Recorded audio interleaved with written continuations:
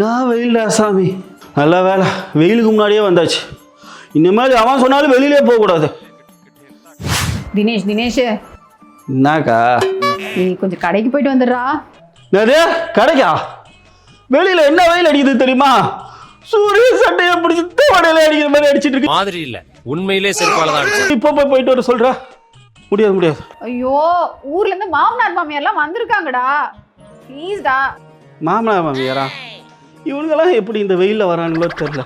சரி, நீ எப்பவுமே 18 ரூபாய் எடுத்துப்பிய, அதை எடுத்துக்கோ. 12 ரூபாயா? ம், சரி கொடு.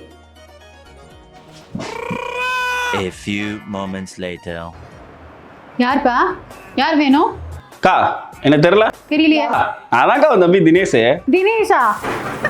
நான் வெளில